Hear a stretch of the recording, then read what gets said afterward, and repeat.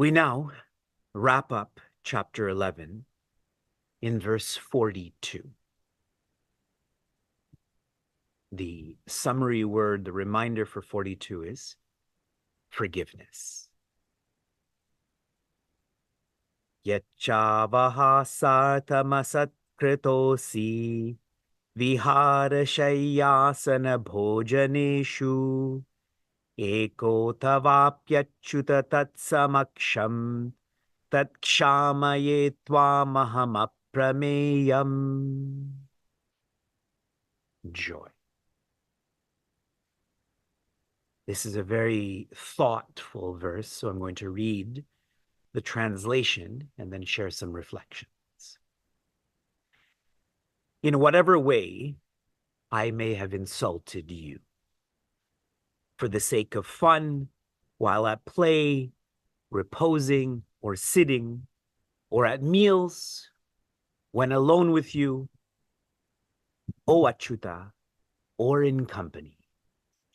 That, O immeasurable one, I implore you to forgive. Is anyone feeling why this is such an important verse in this chapter, in this map? How many of you feel confident you understand? Okay. Let me make this more relative, and then we'll go into a more absolute narrative. Again, when I was in the Vedanta course, every time we had a formal karma, that is a ritual or puja facilitated for us, every time we had a formal jnana facilitated for us, that means like a chapter of Bhagavad Gita or a discourse series, our upacharya, his name is Swami Shardananda, even though we were brahmacharis, we were living as monks, he always insisted, give me dakshina. And he shared, just give a rupee, give $1. And I never really appreciated why until much later. The reason for doing this is it seals that experience. When one sacrifices, this encourages dedication. I was observing that there's so many who join us through Facebook, who join us through Instagram, and they've normalized learning, but not offering. That seal is missing. And I'm reminded of Ekalavya. Ekalavya learned, but he was unable to seal that relationship with the trust triangle. So my upacharya was guiding me to be proactive in offering gratitude so that whole experience is sealed. There's a higher impact or vasana that is formed. Now relating this to this verse, this is actually even more subtle. When one asks for forgiveness, it is a sign of one's evolution.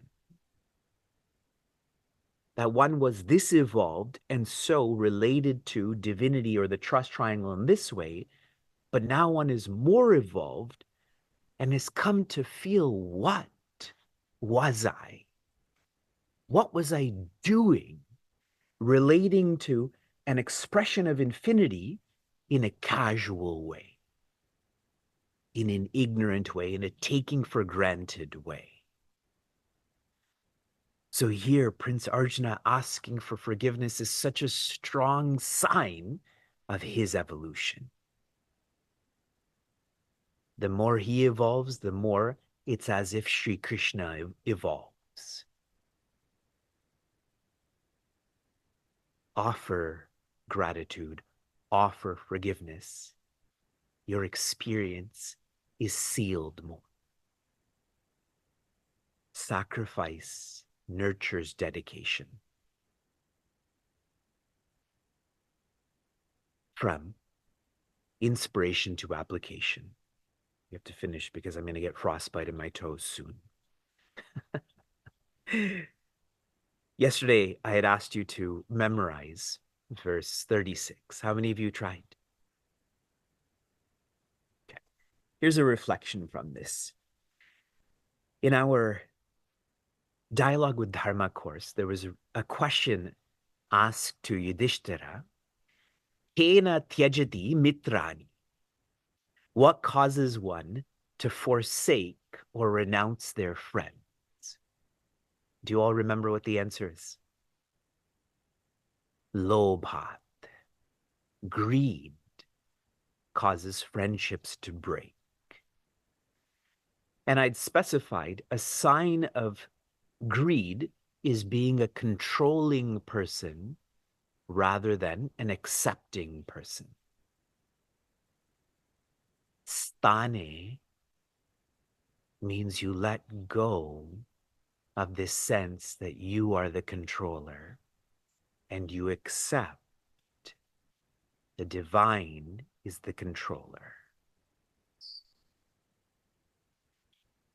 Your application for this morning, we commenced Meaningful Mornings this semester on January 14th. It was a Sunday. So this morning we complete 6 weeks of Meaningful Mornings.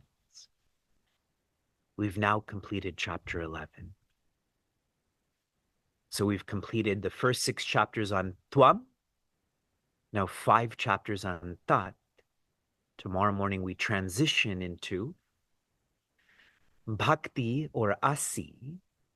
And so my application for all of you is, how have you changed over the past 6 weeks? How have you changed?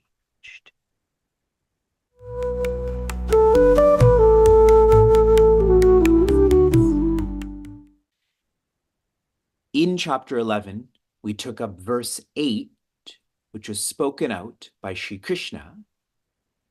Our summary word is unlearn.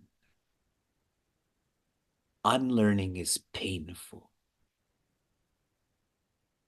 And then we fast forwarded to verse 33, which is also stated by Shri Krishna. Unlearn, you're an individual, and by doing so, you become an instrument. That's the reminder for me. That's very painful. Unlearning is painful. Feeling one is not an individual is very painful. We continued into verse 36, which was stated by Prince Arjuna.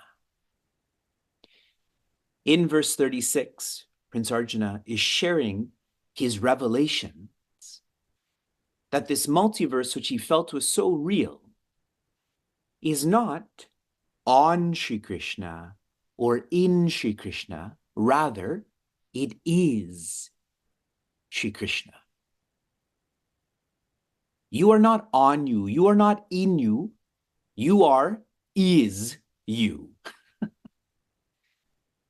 Clear. That's why the theme is presence.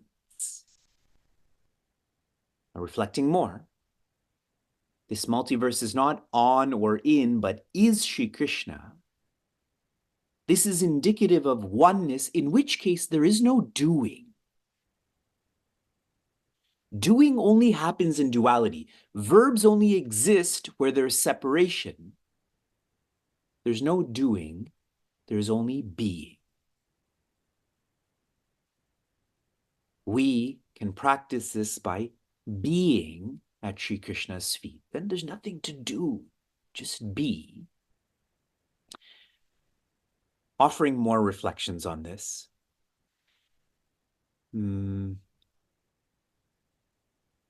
For one to tune into stane, or acceptance,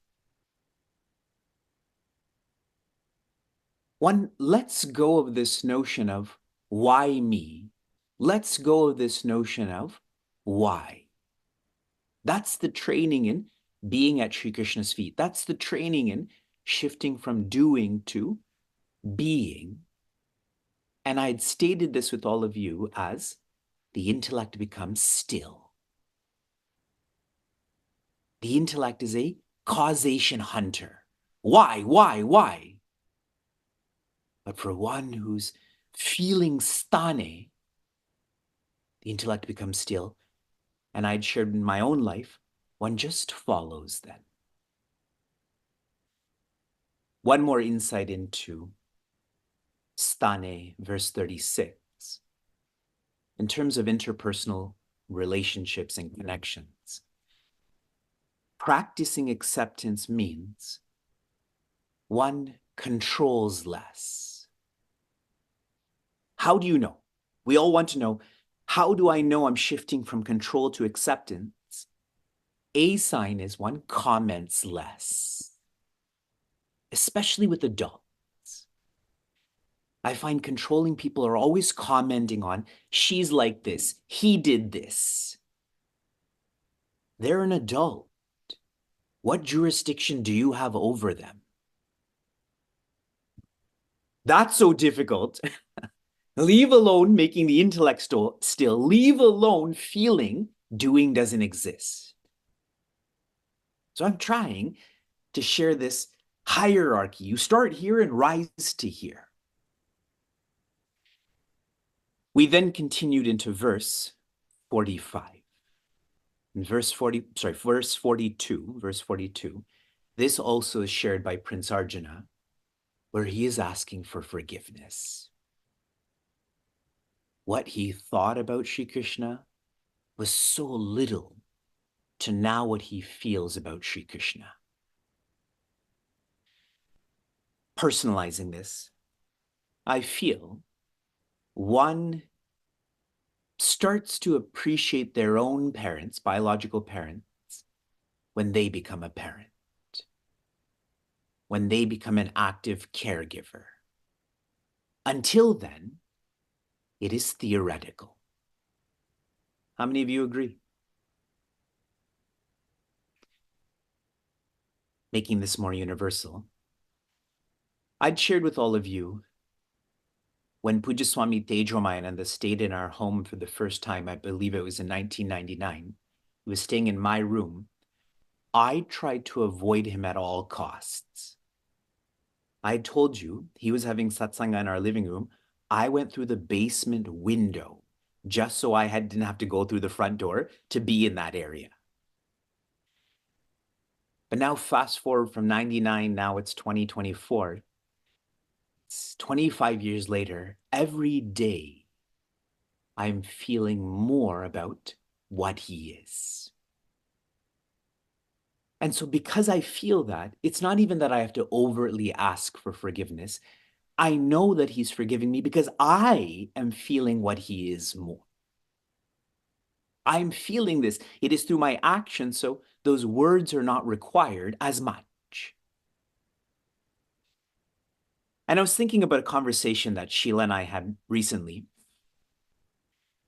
For Sheila, she has different teachers, Vedanta teachers, and I don't think I'm one of them. And the reason for that is Sheila's relationship with other Vedanta teachers, she only knows them as a teacher. And so when a teacher is speaking from a podium or from a camera, they're always perfect, correct? But do you actually know them? With me, she knows me. She knows how I drive. She knows how I clean and all of those related verbs. And my point in this is often when we are close to someone, we focus on their externalities without knowing what their vision is. And I'm only sharing that with you. For you to really immerse yourself in getting to know the trust triangle. If you only know them casually, if you only take that externally, you will not be able to follow your guide to the map to divinity. This is all subtly shared in verse 42. This chapter ends where Shri Krishna shares with Prince Arjuna, only you have seen me like this. This chapter's theme is the Vishwarupa Darshana Yoga. You have now been united with this darshana, seeing, feeling of this cosmic form. Shri Krishna then shares, to be able to experience what you have, this is not possible through yajna, not possible through kriya. Now reflect on, what do most organizations and teachers sell? Yajna, or rituals. Kriyas, chanting techniques, breathing techniques. But Shri Krishna states it's not possible. Through all of this, it is only possible through bhakti. What an overt transition in terms of where Shri Krishna is going to guide us now.